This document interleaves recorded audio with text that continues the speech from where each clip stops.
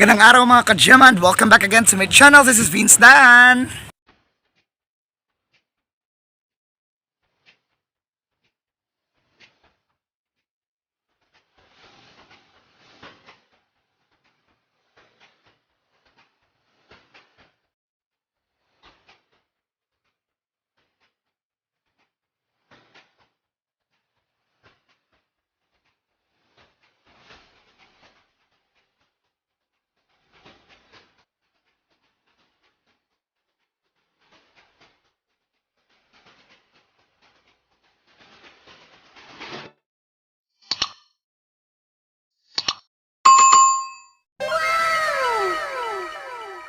Ayun mga ka-Gemma, balik palaot po kami ni Papa ngayon. So ako na po yung sumama kay Papa kasi ayaw kong mahirapan si Mama. So ako okay, para medyo okay naman na ako nakakahakbang na ako.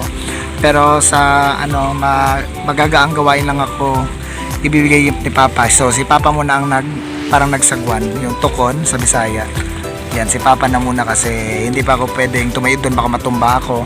So ayan, nakaupo na muna ako dito, sitting pretty muna, chares. Ayan, update tayo dito sa weather. So parang makulimlim po yung kalangitan mga ka-Gemma. Tapos medyo maalon po yung karagatan.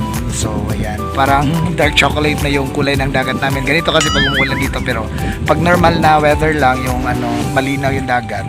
Ayan.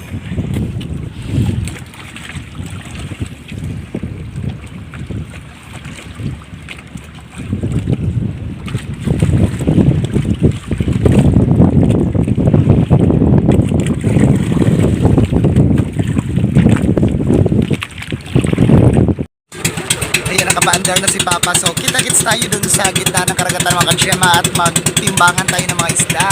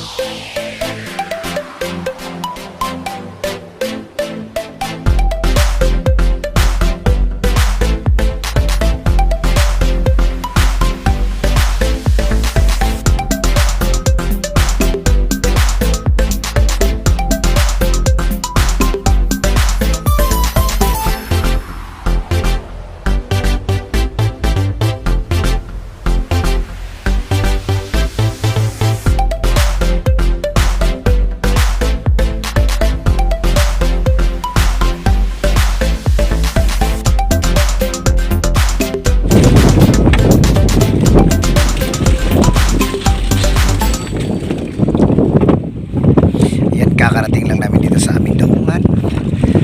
Yan, low tide na po, papuntang pa-low tide na po yung dagat. Yan. So himinto kami dito sa malayo kasi baka sasayad yung sasakyan namin, baka mabutas. Yun pang magiging sani ng pagkalunod namin. Huwag naman sana.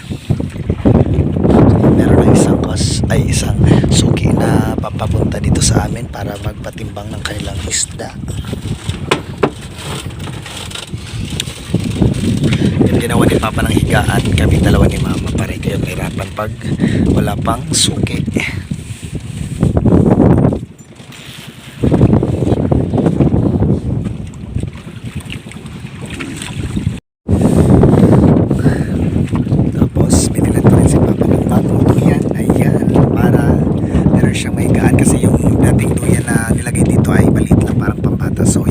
Katawan ni Papa. So yan ko siya dito. Tag 400 ang bili ko nito. So mas malaki, tapos mas makapal yung tali.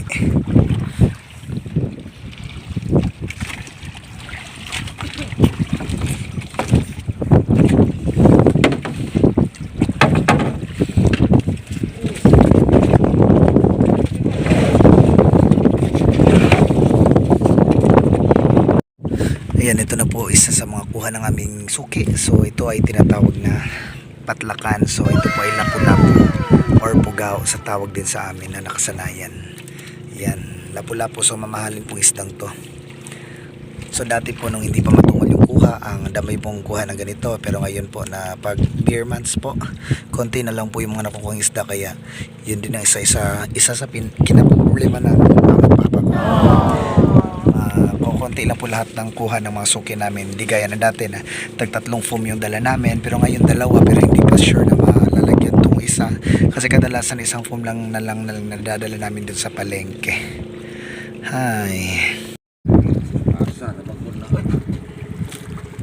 Sari. Dos media. Inili. Uno.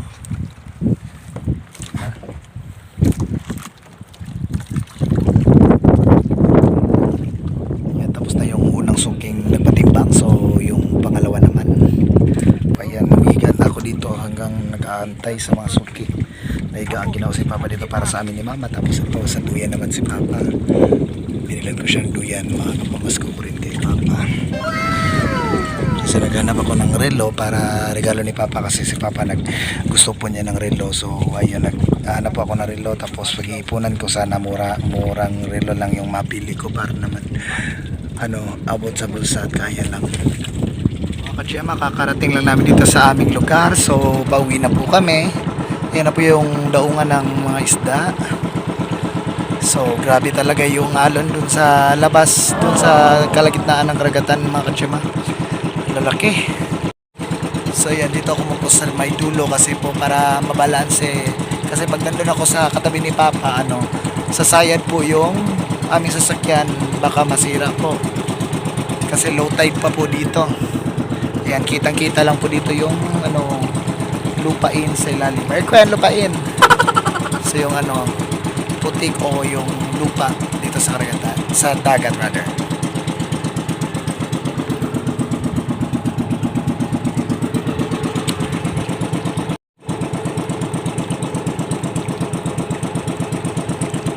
So yung dala pala namin yung isda ngayon, mga ka-GMA, ay umabot ng 1.5 foam.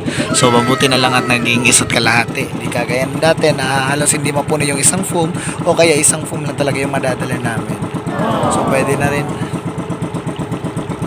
Yan, still reconstructing pa rin dito sa may daungan. So siguro meron pa silang itatayo dito. Ayan, parang dalawang parang may tindahan o kaya bahay yung ginawa dito sa ibabaw. Oops. Yan, namatay na yung sasakyan. Siguro sumayad na yung aming pala. Ay yung ng makin. Pinababa na po ako ni Papa kasi bawal pa po ako magbuhat ng mabibigat. So ayan, no choice. Si Papa na lang muna yung magbubuhat para ikarga sa mga nagbubuhat din sa baba. So ayan. Bawal pa kasi ako, mga ka-GMA. Dati nung wala akong pilay, ako po yung nagbubuhat pababa. So ngayon, si Papa na muna. So papunta na ako, mauna na ako dun sa may palengke dun sa pwesto ni Mama.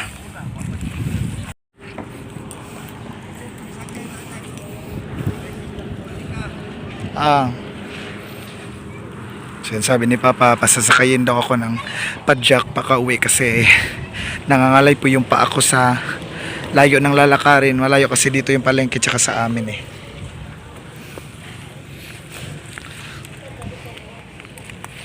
So sasakay daw ako ng padjak o kaya tricycle.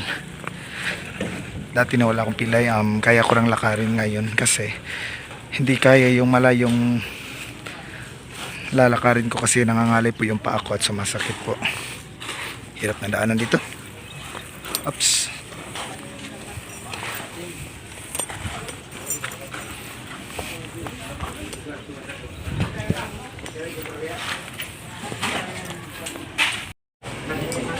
Job, imo na job, huwag kang kaida. Job, yung kaida na. Ha? Usag to nga.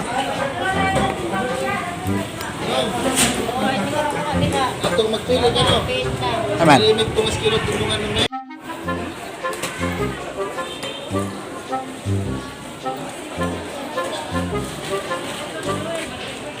Yan na si Mama.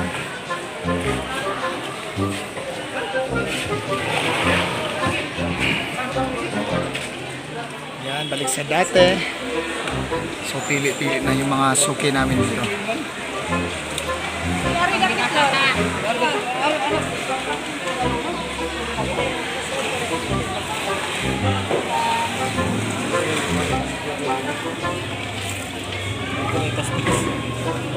Bilis na mga kamay.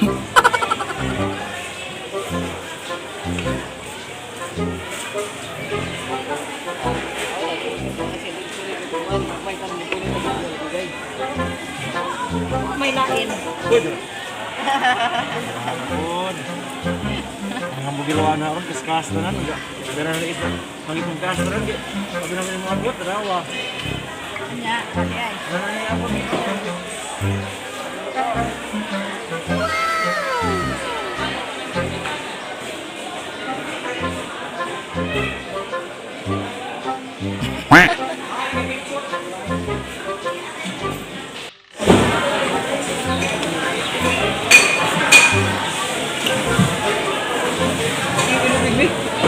Ang sunod din, nakakita ng pagpusok.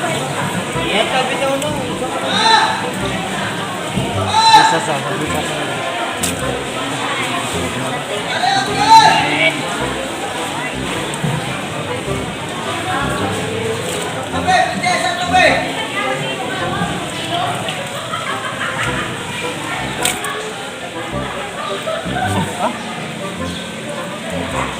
Saan pagka-bright na? Dikit sa.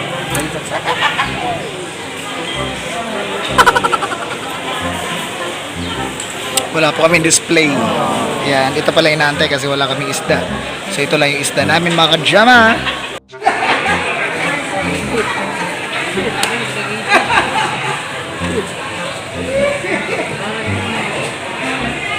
Ini kinabuhi sa pobre. Oh, guys, kung ganito, guys. Wala dito ka sa atras. Di ako na guys.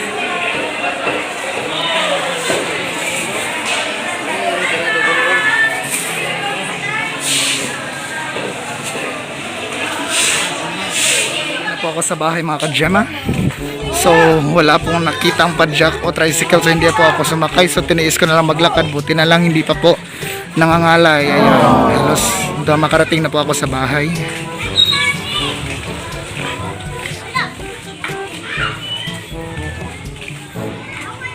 Lalakad na lang ako, I have no choice kasi walang padjak at saka tricycle doon sa may palengke banda.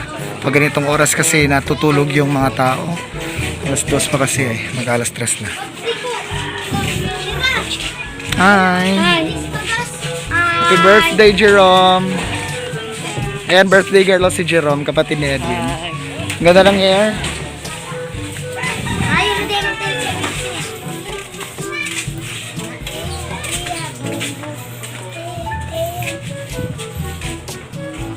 So yun mga kajema, andito na nga po ako sa bahay. So thank you for watching mga kajema.